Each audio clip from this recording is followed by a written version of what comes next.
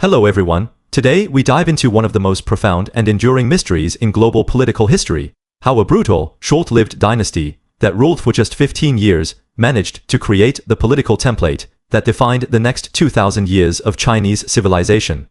The Qin dynasty is often remembered for its tyranny, the Great Wall, the Terracotta Army, and its catastrophic collapse under the Second Emperor. But what almost no casual history fan fully grasps is that every imperial dynasty that followed, the Han Tang, Song Ming and Qing, did not reinvent Chinese governance. They simply updated, refined and softened the hard, unforgiving framework that Qin Shi Huang and his statesmen built from scratch. This is not a matter of cultural preference or historical accident. It was a deliberate, ruthless and brilliantly engineered system, designed to solve the fatal flaw that had destroyed every previous Chinese political order: endless fragmentation, civil war, and the collapse of central authority. To understand why Qin's model survived 2 millennia, we must go back to the chaos that preceded it, the Warring States, period, 500 years of relentless warfare, where feudal lords turned against each other, bloodlines frayed, and the old Zhou order of enfeoffment and hereditary nobility collapsed into total anarchy. For centuries, China was split into dozens of warring states, each with its own language, currency, weights, measures, laws, and loyalty, only to its own ruling house. The Zhou king was a mere figurehead, powerless to stop the bloodshed. Leaders and thinkers across the realm agreed on one thing: the old system was dead. What they could not agree on was what would replace it. That was the void the Qin filled. The Qin victory in 221 BCE was not just a military conquest, it was a political revolution. When Qin Shi Huang declared himself the first emperor, he rejected every tradition of Zhou governance. The Zhou had built their realm on feudalism, granting land and power to royal relatives and loyal nobles who passed their titles and territories to their children indefinitely. Over generations, those bonds of kinship dissolved, and lords became warlords. The Qin solution was radical and irreversible: the total abolition of feudalism and the creation of a centralized bureaucratic empire ruled by appointed officials, not hereditary nobles. This choice was not obvious. Many of Qin's top advisors, including Prime Minister Wang, urged the emperor to enfeoff his sons in distant regions like Yan, Qi, and Chu to secure the borders. It was Li Si, the sharp-minded legalist minister, who argued with brutal clarity that feudalism had doomed the Zhou. He told the emperor that granting land to relatives would create new kingdoms that would eventually fight each other and defy the throne. Qin Shi Huang agreed, and his decision changed everything. The Qin divided the entire realm into 36 commanderies, later expanded to over 40, and each commandery into counties. Every single administrator, governor, magistrate, sheriff was chosen, promoted, demoted, or dismissed directly by the central government in Xianyang. No hereditary titles, no private armies, no local fiefdoms. This was the Zhongxian system, the backbone of Chinese governance for the next 2,000 years. Later, dynasties changed the names, provinces, prefectures, counties, but the logic remained identical. Power flows from the center to the periphery, not from local lineage or privilege. To support this command structure, the Qin created the 3 lords and 9 ministers system, the first centralized administrative apparatus in Chinese history. The 3 lords included the chancellor, who oversaw civil administration, the grand commandant, in charge of the military, and the imperial secretary, who monitored corruption and enforced imperial edicts. Crucially, none of these officials controlled all branches of power. They checked each other, and all reported exclusively to the emperor. This separation and balance of power prevented any single minister or general from seizing the throne, a problem that had plagued feudal regimes for centuries. The Qin also built a strict legal framework based on legalism, a philosophy that rejected Confucian morality in favor of clear uniform laws, applied equally to all, from nobles to peasants. Punishments were harsh, but the law was consistent.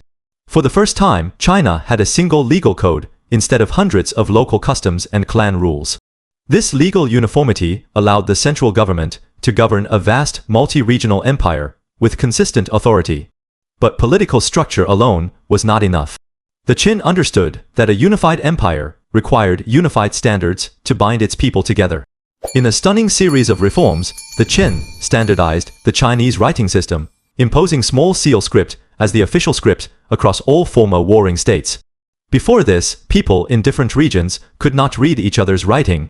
After they shared a single written language that became the cultural glue of Chinese civilization.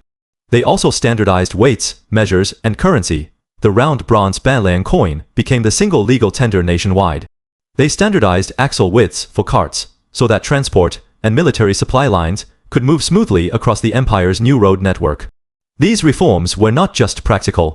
They were ideological. They erased the old markers of regional identity and forced people to see themselves as subjects of a single empire, not citizens of a former state. This combination of political centralization, bureaucratic governance, and cultural standardization created a self-sustaining system. The Qin itself collapsed quickly. Oppressive taxes, forced labor, brutal legal punishments, and the power vacuum after Qin Shi Huang's death sparked mass rebellions. The Chu peasant rebel, Liu Bang, eventually founded the Han Dynasty. But here is the greatest irony: the Han, who rose up by denouncing Qin tyranny, kept almost every core Qin institution. They softened the laws, reduced taxes, and eased repression, but they retained the imperial throne, the Zhengxian system, the centralized bureaucracy, standardized writing, and uniform laws. The Han did not overthrow Qin's system. They stabilized it. This pattern repeated for 2,000 years. Every dynasty that followed faced the same choice: return to feudalism and risk fragmentation, or keep the Qin centralized model and adjust its harshness. Every single one chose the Qin model. The Sui and Tang expanded the bureaucracy with civil service exams, making the system more merit-based. The Song strengthened central control over military and finance. The Yuan and Qing foreign conquest dynasties adopted Qing's structure to govern a massive Chinese population. Even when dynasties fell and civil war returned, warlords and new founders always aimed to rebuild the centralized unified empire, not a collection of feudal states. The ideal of a single unified China under a central imperial government became the default, the legitimate, the only acceptable form of rule. What made Qin's template so durable? First, it solved the problem of governing a vast geographically diverse empire with reliable efficiency. Feudalism worked for small compact kingdoms but failed for large territories. The Qin bureaucratic system allowed central authority to reach every village, collect taxes, raise armies, and enforce order across thousands of miles. Second, it eliminated the root cause of civil war: hereditary regional power. By making officials temporary appointees, not local lords, the Qin prevented the rise of independent warlords. Third, it created a shared national identity through written language and standards, so people across regions felt part of a single civilization rather than separate tribes. Fourth, the system was flexible. Later, dynasties could modify its harshness, add Confucian ethics, expand the bureaucracy, or adjust administrative divisions, but they never discarded the core centralized power: imperial authority and bureaucratic rule. Many Western empires relied on conquest, client states, or colonial rule, but none created a self-renewing political template that lasted 2,000 years. Rome's imperial system fragmented and was replaced by feudalism.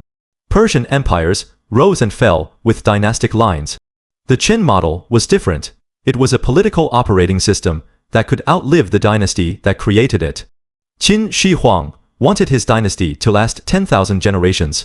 It lasted 15 years, but his political system lasted until 1912, when the last imperial dynasty fell. That is, the quiet, staggering legacy of the Qin. They did not just unite China with swords. They built the rules by which China would be governed for 2 millennia. To study Chinese history without understanding Qin is like studying physics without understanding gravity.